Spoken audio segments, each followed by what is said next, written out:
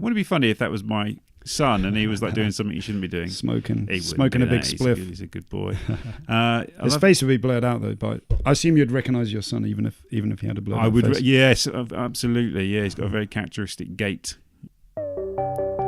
Hello, this is the Street View interview show. I'm Dave Green.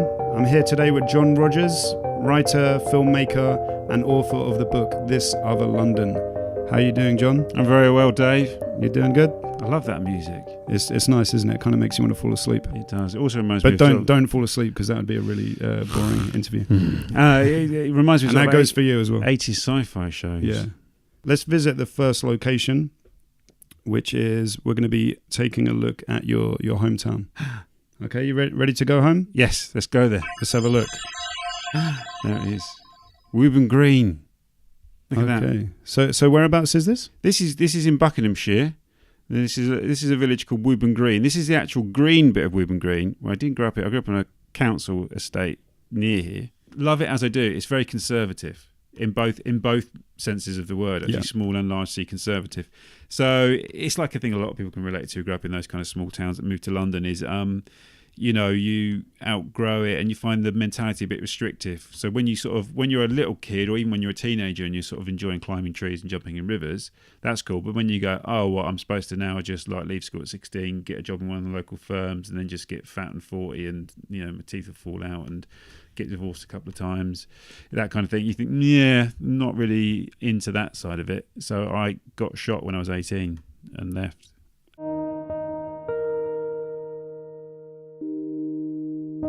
Now we're going to look at where you're living now.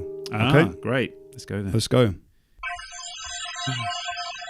There we go, Leytonstone. Leytonstone. Hey, what a wonderful place. Also, you chose a nice bit of Leytonstone there, didn't you? Well done. Oh, yeah. Yeah, I love it here. I first came here in 1989. What really struck me then, it was really funny. You can imagine 18, I've moved to London. I'm like, oh, wow, the big city. And Stratford, Forest Gate did feel a little bit like that. I was studying down in Aldgate and sort of going up to sort of Liverpool Street, up Brick Lane to get bagels and curries and things. And that was all great. And then, like I say, I came to visit this friend who lived over here, and we went for a pub for a drink, I should say, at the Alfred Hitchcock Hotel. And it felt like just being back in sort of Woburn. Oh, really? And those sort of pubs you get along the A40, because there was Epping Forest opposite, and it was all a bit kind of provincial and sleepy. And that kind of freaked me out a little bit, actually.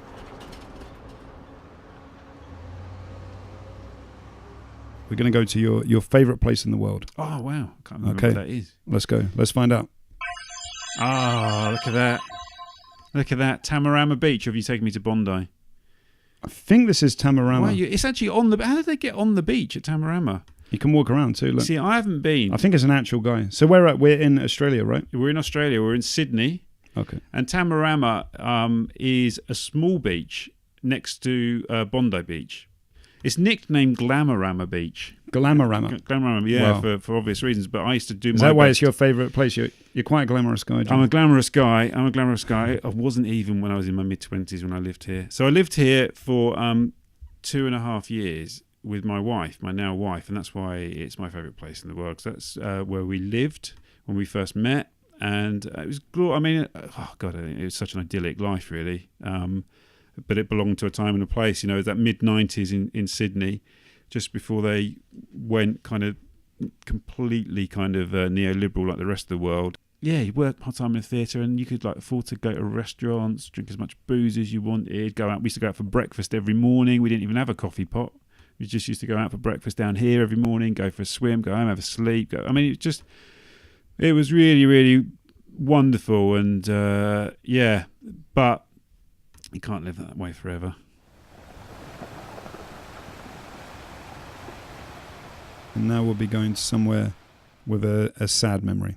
So let's go. Oh, yeah, look at this. I was walking down here. I was walking home from work. So I used to work in Kentish Town.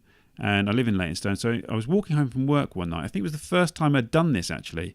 And I got a phone call from my dad on my mobile phone. He never calls my mobile phone. It was to tell me that sort of a family friend had died. So it's funny, actually. It was someone we've been very close to when I was a kid. But those sort of people, when you're a kid, they're always around. And then once you leave home and grow up, you don't really see them much. So it was kind of like it was one of those things where it's sort of death that takes you right back to your childhood, because it's a person that you only really associate with childhood. You haven't really thought about much, and then someone goes, "Oh, that person's not around anymore; they've just died." And I was walking through here, and it's quite a bleak landscape, Homerton. I used to live not far away actually when I left Polytechnic, and that was quite a difficult period in my life as well. That's one of the reasons I chose this. I had good times then, but I also had some very difficult times as well. It was actually the time when I was sort of unemployed, and when you finish education and you're trying to work out what to do with your life. And Hackney in the early 90s was a hard place. Let's hit the next place. So this will be a place with a happy memory. Look at that. Let's go for coffee. We're in a city called Modena, which is in a region called Emilia-Romagna in Italy, and we are sort of around the back of Piazza Grande. I lived in Modena for about 8 or 9 months, about 10, 15 years ago, and it was, it wasn't easy at first, actually. We went there to teach English, and it was not easy to settle in, but by the time I did settle in, I really came to love everything about it. The culture, it's got a very strong culture. I'm sure people are sort of aware, Italy's got a very regional kind of identity, so every region has its own particularities. So it's a really beautiful place. All the food, tortelloni, ravioli, Parma ham. Parma's just up the road, Bologna's just up the road. I go there in my mind a lot, actually. It's it's one of the places, probably alongside Bondi, that I revisit the most. Now we're going to be going to a place with a life-changing moment. Here we go. Oh, this is good. Yes. Where are we now? Where is this, John? This is Penton Street, and it's in Islington. It's at the Angel Islington. We're near the top of Pentonville Road. And if we pan around, if we keep spinning around, we might need to. Can we go past the church? Can we go up there? So we're going past that St Silas's Church, past the Chapel Market, the famous Chapel Market, past the job centre, which is there. Apparently Dennis Nilsson worked there. It's one of the job centres where he worked, the notorious serial killer. We keep going a little bit more. Right, I lived in this block of flats here before I moved to Leytonstone. This is where I was living when my kids were born. Here? Well, not in that precise flat, but in that in this block here where the cherry blossom is. And so that was, there's nothing more life-changing really than having kids, and that's where we lived there. Very happy memories of living there. It was a really lovely place to live, and like I say, that was the most life-changing moment of my life, obviously, and that was great. I loved it, and it's forever associated with those kind of baby years for me. Okay, let's hit the next place, which is a place that scares you, John Rogers. Let's go. Let's go there. Oh my God. Oh, this place scares me too. Oh, good. It's not me. I'm not alone. Tell him where we are, John. We are in Stratford, Westfield City, or as I like to call it, Mega City 1 from Judge Dredd. This is like a future dystopia made real. This is all those childhood kind of fears. In that, I remember there was this episode when they had loads of obese people with like wheels under their bellies. That's the only way they could get around. I used to read 2000 AD religiously as a little kid. And this is it. This is that future dystopia. I don't belong here. They don't want me. I feel like I'm going to get swept up by a sort of machine and ground into sort of a pulp. It's a future that scares me because it's a bland, corporatized future as well. It reminds me of Singapore.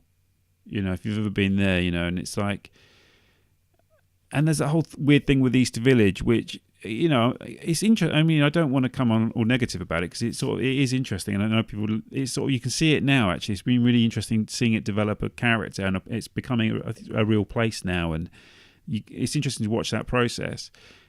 And that's one thing. On the other hand, it is 51% owned by the Qatari royal family, and these are the people who, in the latest email leaks from the Clinton thing, that the Clinton people say this the Qatari royal family are funding ISIS. They own 51% of the East Village. So it's that's what sits underneath this kind of, come and get a new pair of trainers. There's a new movie on at The View. Now we're going to be going to a place which you find peaceful. Let's go. This is great. So I chose this really because I overall I was thinking Epping Forest.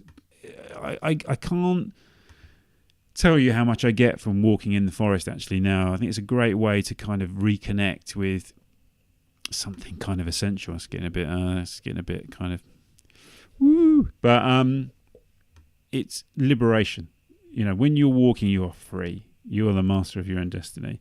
And also, if you're interested in, I write a lot about places and I write a lot about what's happening around me. So there's no better way to engage with that than to walk. Because when you walk, you are in the landscape. You are part of it. You are viscerally connected to it. What about clicking? Clicking through it. Yeah, this is interesting, isn't it? We were talking earlier on. I'm just realising how absurd that is, you talking about walking, and then I'm just saying. Yeah, and also... But this is the opposite to your YouTube channel where you're walking about that's right. in the actual world. That's right. And this doesn't actually... I'll put a link to your channel here, by the way. Oh, thank you very much. It's very kind of you. Yeah, thank you. And like I say, you know, no amount of doing this will prepare you for the reality of being in that landscape. So I think that's it. That's the show. And what I usually do now is I zoom out. Wow. Then we sort of zoom out of the virtual void. world. Wow. Look at that. Look And at that's Epping it. Forest. Look at that. Thanks for coming on the show, John. Thanks for having me, Dave. And I'll put a link to your channel here as well. Thank you Check very out much. John's YouTube channel. It's really good. Walking around in real life, in actual reality. I've been Dave Green. This has been the Street View interview show. I've been talking to John Rogers today. See you next time. Make sure you subscribe. Thank you.